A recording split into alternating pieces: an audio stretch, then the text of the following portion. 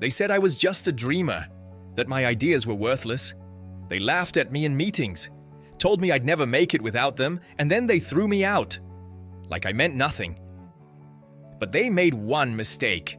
They thought that was the end of my story. But what they didn't know was that the fire they lit in me that day would one day burn their empire to the ground. Because the day they humiliated me was the day I decided to stop proving myself to them and start building something bigger. Is how I turned their mockery into my revenge. My name is Adrian Cole, and for years I worked at one of the biggest corporations in the country, Titan Dynamics. When I joined, I was young, hungry, and full of ideas. I thought I'd finally made it. Titan Dynamics had shiny offices, luxury perks, and a reputation for being untouchable in the market. At first, I poured myself into everything: late nights, skipped weekends, unpaid overtime. I wasn't chasing a paycheck. I wanted recognition. I wanted to make a difference. I wanted someone to look at my work and say it was worth something. They thought that was the end of my story. One day in a boardroom full of executives, I pitched an idea I'd been working on for months. A streamlined platform that would cut costs, improve efficiency, and revolutionize the way Titan operated. I stood there, nervous but proud, waiting for their response. They laughed. Not a smile, not a polite reaction. They actually laughed. Adrian, do you think we run this company on fairy tales? Your idea is childish. Stick to your spreadsheets. The room erupted with chuckles. My colleagues smirked, whispering behind their hands. My face burned, and in that moment I understood exactly where I stood. That wasn't the last time.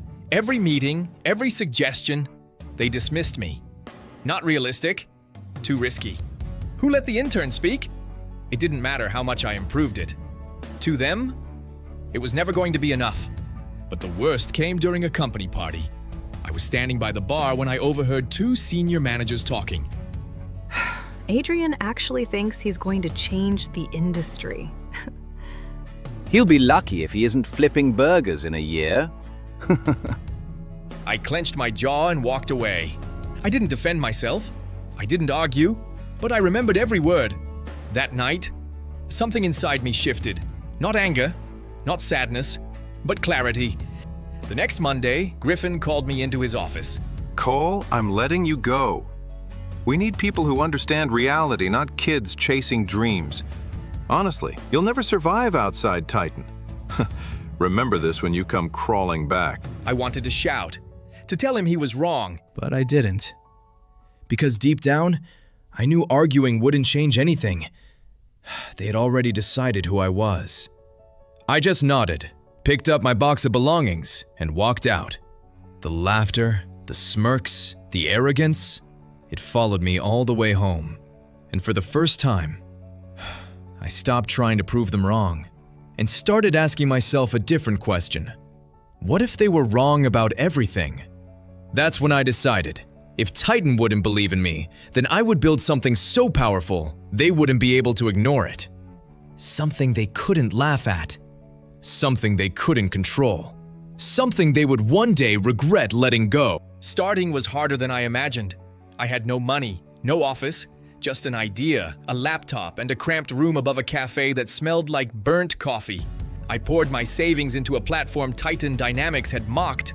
For 6 brutal months, investors shut me out, clients dismissed me, and bills stacked high, wondering if I had just made the biggest mistake of my life. But something inside me refused to quit. Their laughter echoed in my head, fueling me. Every insult became motivation. Slowly, things started changing. Not all at once, not dramatically, but just enough to keep me going. Slowly, I built a tiny team. Mia, fresh out of college, Daniel, who hated corporate nonsense, and Sarah, who designed for me at night for free. We weren't experts, we weren't funded, but we believed in what we were building. We worked like machines. Days blurred into nights. We survived on instant noodles and cheap coffee. Every tiny win felt like a victory. Our first working version, our first positive feedback, our first real chance. And then, it happened. Our platform landed its first client, a local bookstore chain.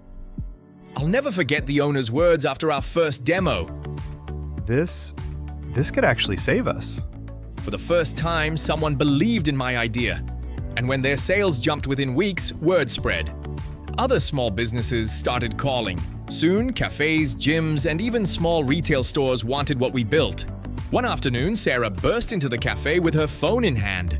Adrian, you need to see this. On her screen was a press release from Titan Dynamics. They were launching a new product, almost identical to ours. My stomach dropped. They'd mocked me. They'd thrown me out. And now, they were copying me. A week later, an article appeared in the business section of a major paper.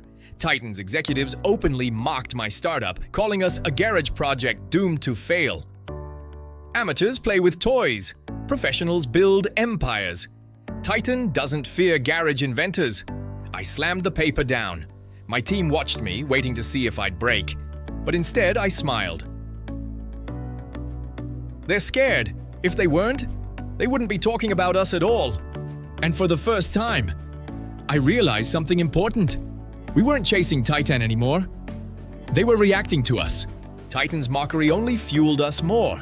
We doubled down, improved the platform, added features Titan's bulky system couldn't match. Focused on customer service so personal, clients felt like family. And it worked.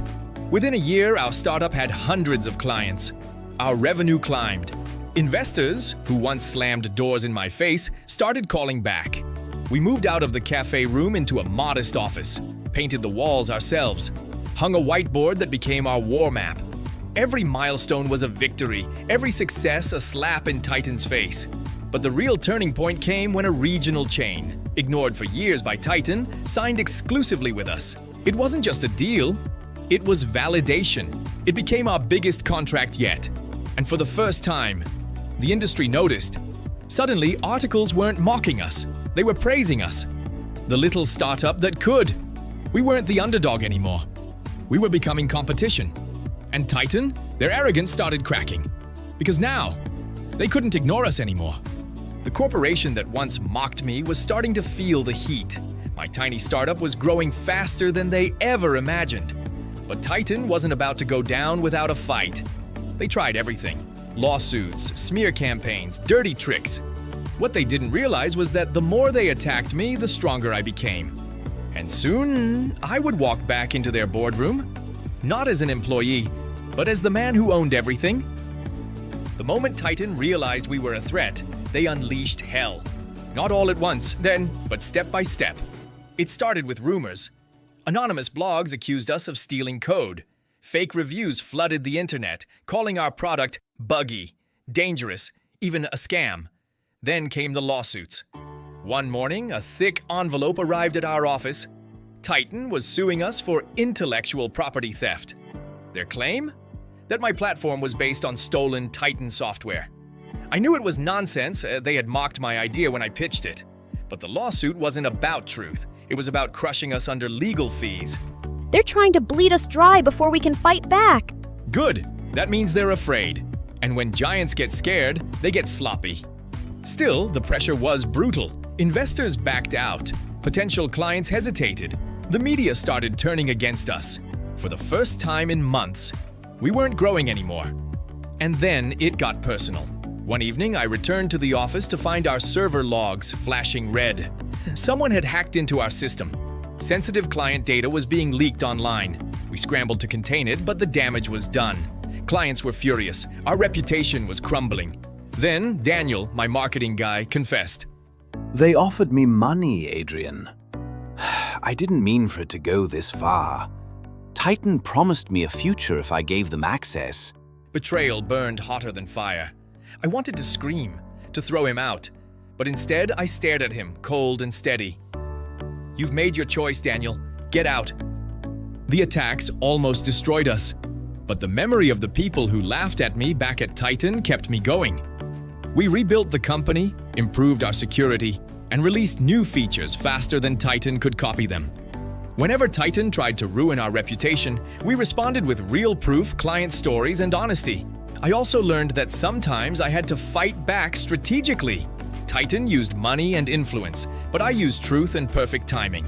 At a big trade expo, Griffin gave a keynote speech where he mocked startups that make toys. He had no idea that my team and I had the booth right across from his.